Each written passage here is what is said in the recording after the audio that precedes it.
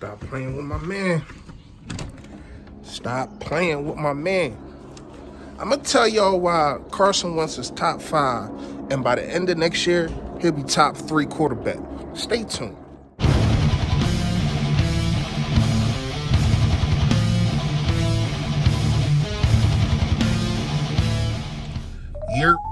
Yo, that what's going on, man? Y'all know who it is. Y'all know what it is. It's your boy Philly Fresh, aka the General, here reporting for duty, man. Please hit that subscribe button, man. Also that bell right next to it. You know, give you notification on when I put a video out. I appreciate it, man. Hit that like, push me out there. I want to thank all of y'all, man. I'm at 500. I'm at 500 subs. Try to at least get that next 500 in the next week or two. You know, we grinding, man. We grinding, we doing this, but I appreciate the love, all of y'all, man. Y'all already know. All right, let's get to this video now. Let's go over, let's recap Carson Wentz's career. Because I'm at the point right now, I ain't even gonna lie to y'all, man. I'm at the point right now, I'm getting sick and tired of the disrespect.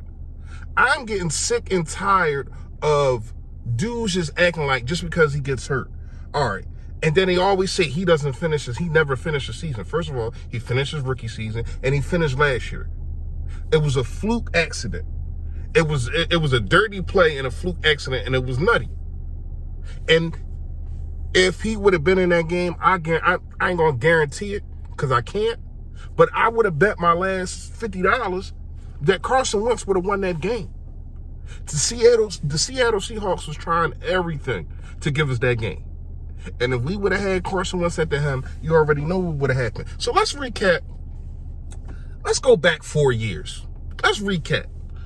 In 2016, his rookie year, I think he threw, matter of fact, I know for a fact, he threw more times as a rookie than any other quarterback that ever come into the league. He threw more times. And let's look at his stats. He didn't have a good year. I mean, 16 touchdowns, 14 interceptions. We remember that. But remember that 14 interceptions, that's the only time that he threw double digits interceptions ever, right? So, 3,700 yards. But Doug Peterson had this guy throwing all over the field. They wasn't running the ball with Ryan Matthews. I really wasn't feeling it. You understand what I'm saying? I feel as though Doug came into his own the next year, but he put Carson in a lot of peculiar situations, and a lot of dudes wasn't really feeling the fourth down things and forcing the ball or trying to force the ball up the field. And you didn't have the weapons. You had Matthews, Aguilar, Dora Green, Beckham. Remember these guys? It was a couple other guys too. So let's get down to his best year, 2017. He played 13 games, 33 touchdowns, 7 interceptions. We all know this. Passer rating of 101. For his rookie year, passer rating 79. So he jumped from 79 to 101 in just a year. MVP candidate, but MVP of 2017 in my perspective. I felt as though he was robbed. More yards than Tom Brady and more touchdowns and played fewer or less games. As a matter of fact, he led the league in touchdowns at the quarterback position with 33. And still didn't get, and this is disrespect, this is when the disrespect started. Still didn't get MVP. If that was somebody else, that was Patrick Mahomes only missing 3 games and still putting up the numbers that he put up, they would have gave it to him. All right. 2018, I think he missed like 5 games. Still threw for 3,000 yards, 21 touchdowns, 7 interceptions. Right? Coming off an ACL, an LCL sprain, tear, whatever, and a broken back, a broken vertebrae. In 3 of these games, he had a broken vertebrae. People don't understand that, how tough this kid is. Last year, we all know, historical season at the quarterback position. With the weapons that he had, he still put up 4,000 yards, 27 touchdowns, 7 interceptions, passer rating of 93.1. But you want to know why? Because a lot of people was dropping balls, touchdowns. We lost 3 games because of dropped touchdowns. Literally. It was at a point in the middle of the season. These were the receivers that he was throwing to. Brace yourself. I hope you're sitting down when I tell you this. It got so bad that everybody was getting hurt.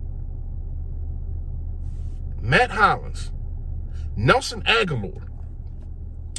It was Matt Hollins, Nelson Aguilar, and J.J. Arcega-Whiteside was his starting receivers. Think about that for a minute. That was his starting receivers, man. Matt Hollins went about 6 games, no targets. Zach Ertz got hurt. Peterson in and out of the games. Lane Johnson gets hurt. I think that was a Seattle game. Brandon Brooks misses a game with anxiety. Carson Wentz has to stop with the fumbles.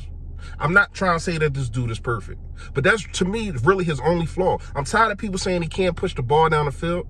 He's not accurate. He's not accurate on deep balls. Pause. Come on, man. Stop coming at my man like this. This dude is a top 5 quarterback, hands down, and I feel as though next year he would prove to be a top 3.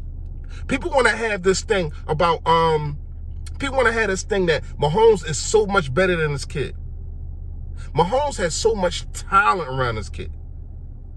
You tell me what would have happened if he loses Kelsey, if he loses Tyreek Hill, if he loses Robinson, if he loses all them players go down. What you think? It's a team game. What you think Mahomes gonna look like?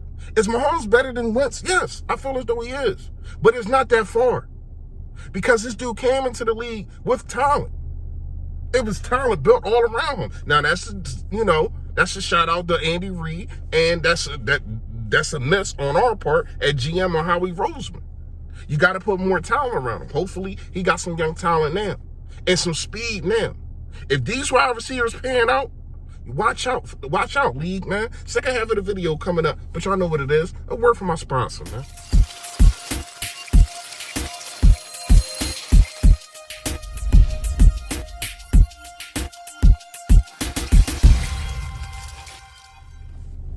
Yep. You said 108 East Baltimore Pike, man. BBC, bodybuilder's collision. Been in a car accident? Somebody keyed your car? Need a windshield? Need a rear view? Whatever you need, man. Bodybuilders got you, man. Bodybuilder's collision. Take care of you. Tell them Philly Fresh sent you. They take better care of you. Now, second half of this video. I don't know if a lot of people that, watch these channels, they know about the insider, Dave Spadaro. If you don't know nothing about this dude, he's an Eagles insider. He actually be on the Eagles app, and he do podcasts and all that kind of stuff. And it's a lot of things that I learned from this guy. Like he gives breaking news from the rip. And his latest thing is that the Eagles are prepared to have Alshon back in the middle of the season and feel as though he can be a major contributor. I don't have no problem with Alshon Jeffries, the player. I feel as though he can contribute in the red zone, 50-50 balls. That's what he does. My thing is Alshon Jeffrey, the man. Because if you are the rat, the snake, the whatever you want to call it, going to Justina Anderson, talking about Carson Wentz, your quarterback, then I feel as though, as a man, I ain't feeling that. See what I'm saying? And here's why it's very substantial that you got to watch this guy, man. Because, all right, say everything's flowing, right? Carson Wentz, like he did at the end of the season, he pick up where he left off. He got young receivers. See what I'm saying? And then Alshon's going to be in the locker room. See what I'm saying? So, his main thing is trying to get back. All right. Now, you got to understand, we only got Goodwin and Deshaun Jackson, other than Alshon Jeffrey, that is not a veteran. And you got these rookie guys and second-year wide receivers, and they turn around and they look at Alshon Jeffrey, and Alshon Jeffrey's sitting here acting like a baby, acting like a diva, arms folded, pouting his lips and all that kind of stuff. They feel as though, oh, the organization letting them get doing this and they paying them $26 million. Oh, all I gotta do is be able to ball, get paid, and I can act like that too. And that's not the kind of culture that you want. That's not what you want in that locker room. See what I'm saying? We lost 2 leaders in Jason Peters and Malcolm Jenkins.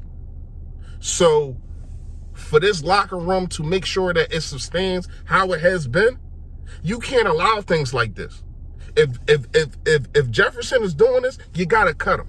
Now, if he come back, he like, all right, I'm a ball because I know for a fact I'm a ball, keep my mouth closed and do my thing because I know I want to get paid next year too.